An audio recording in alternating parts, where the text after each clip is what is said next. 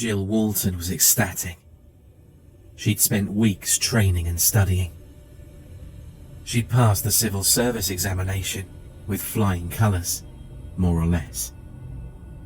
She'd blanketed the field with her resume and had been playing the waiting game for a few weeks.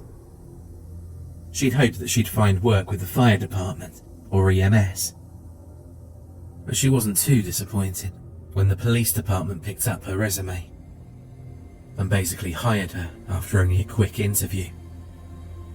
Today was the day she started her work as a police dispatcher.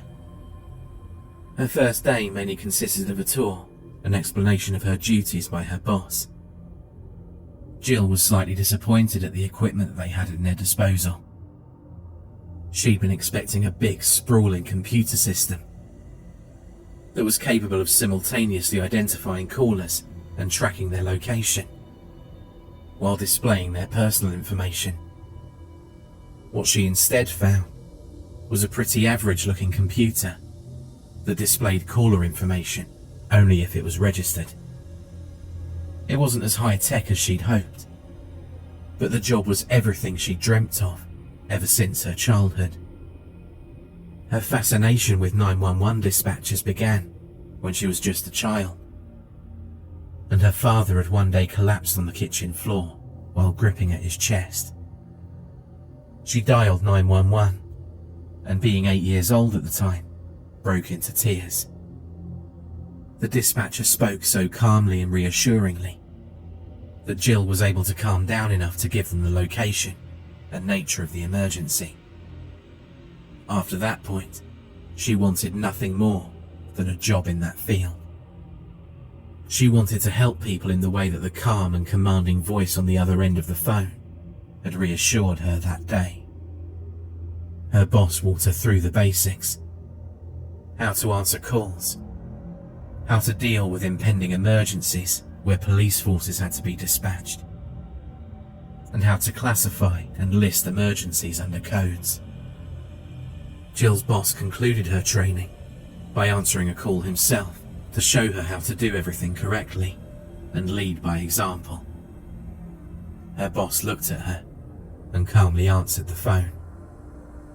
The feminine voice on the other end of the line stammered, You gotta help me. It's dark and I'm so scared." His face went pale, and he quickly slammed the receiver down and disconnected the call.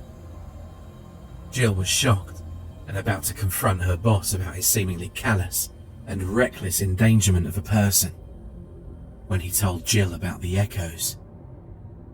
He began. Back in the earlier days, the computer would record every call so they could be used to assist in police investigations. But there was a tiny glitch in the system. Sometimes, when the system receives an incomplete call, like someone mistakenly dialing 911 and then hanging up before we can answer, it would get its wires crossed and think that someone was trying to access its recordings and play them back. I don't know why it always plays that message. We call them echoes. It's best just to ignore them. Jill was about to ask him more about these echoes, but he told her that they'd had enough training for one day. The concept of getting an emergency call from the past was an intriguing concept. The boss, who'd been talkative and welcoming, was now curt and almost cold. He sent her home after giving Jill her login information for the system. She acquiesced and chose not to press her boss for more information. She decided she'd just ask her co-workers about the echoes. Her first week was a relatively quiet one. The other technician she worked with was a 30-year-old man with a potbelly named Dave Eastwood. As she was new on the job, he fielded most of the more urgent calls and let her handle the manageable ones. He had a bit of a prankster mentality about him, and would occasionally send prank and non-pertinent calls her way. The first time she got a call from an elderly woman, complaining that her local fast food joint was closed, she raised an eyebrow at the smirking Dave. and explained to the caller the nature of the calls she received, and how a fast food chain being closed at 4 a.m. was not an emergency. The second week, she was more confident, and on good enough terms with Dave that she felt safe in asking him about the echoes. They'd spent the last week talking about a multitude of subjects, ranging from home life to politics. On a particularly quiet night, Jill brought up the topic of the mysterious echoes. He tried to be nonchalant, but she could see that he was nervous. He explained it was a bug in the system that IT can't remove without crippling the entire thing, so it was something they just had to deal with. She pressed a little further and asked what had happened in the original call. He took a second, as if deciding about something, before he said, "I wasn't here for the original call, so I've only got hearsay, but it's better than nothing, right?" Apparently, a year or so ago, one of the technicians received a call from a woman. In the call, she says she's hiding and she's worried that someone's coming to get her. The technician tried to get more information, but she was too riled up. By the time she managed to dispatch police to the location, they were too late. I was on vacation at that time, but I worked with that technician. Her name is Mary Key. He paused for a few seconds before continuing. She quit recently. The boss man actually hired you to replace her shift. She had a bit of a mental breakdown. Apparently, she received one too many of those echoing calls.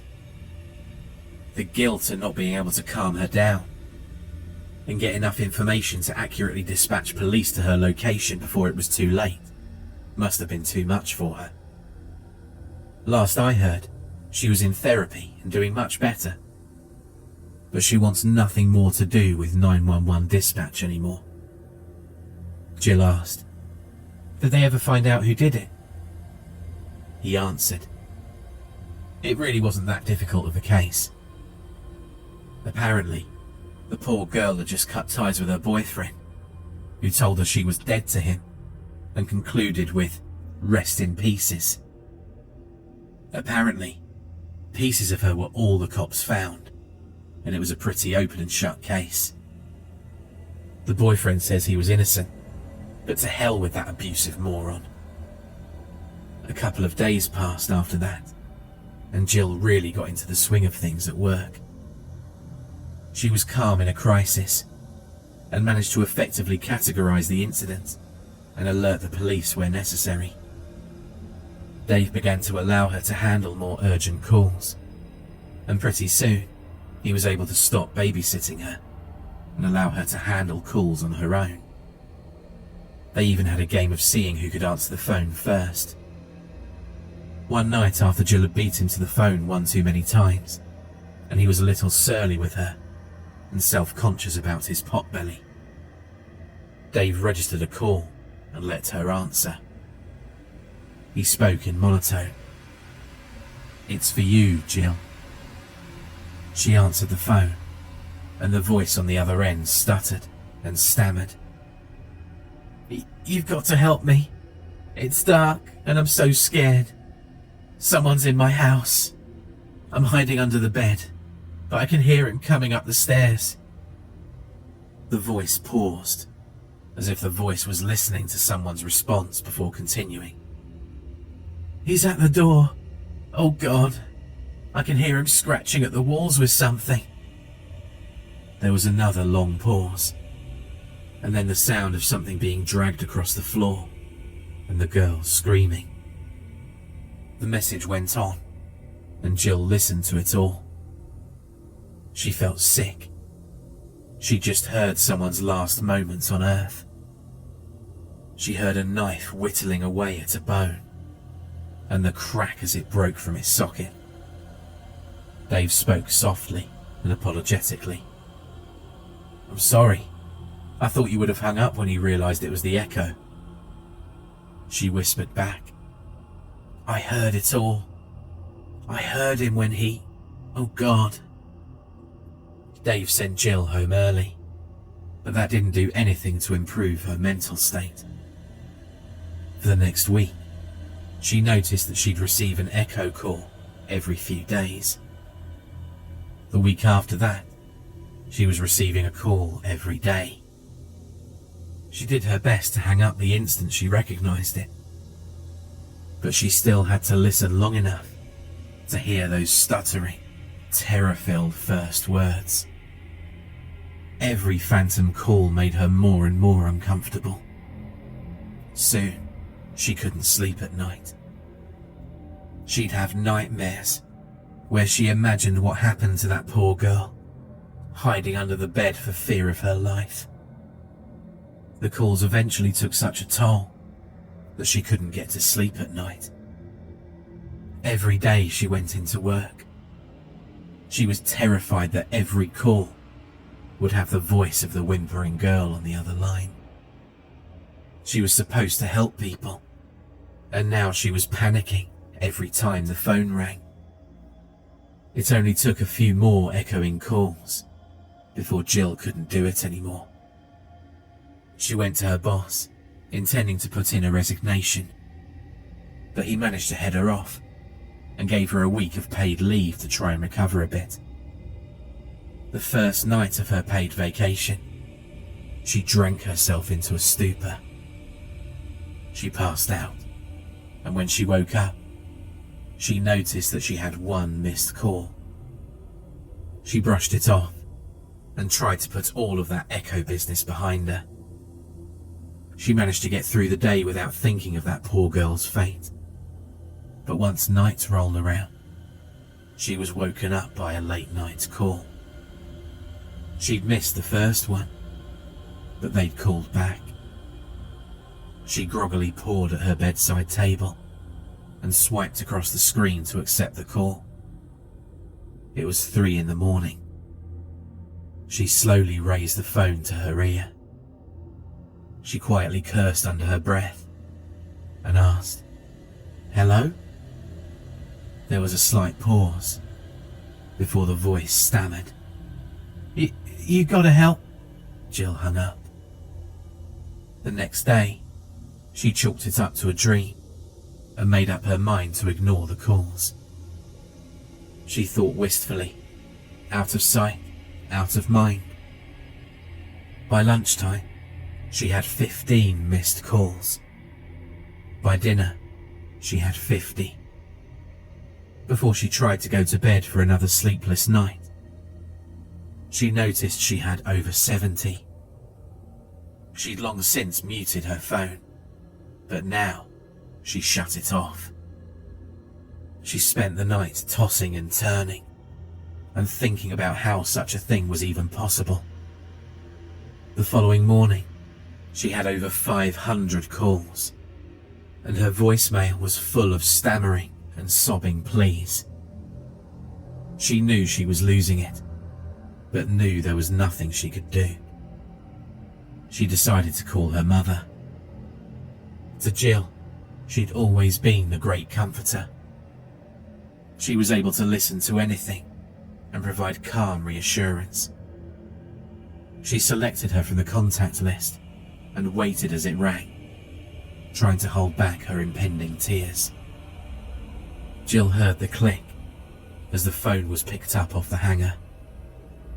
She started to speak in a choked voice, but then the same stuttering and scared voice cut her off, as she'd heard hundreds of times before. She hung up as soon as she placed the hauntingly familiar voice. She took the battery out of her phone and dropped it into the garbage disposal, flicking the switch. She wept tears of relief as the horrible grinding emanated from the sink. Her tears soon turned into a manic laugh as her house phone rang. One day later, and the house phone laid in pieces on the floor of the kitchen.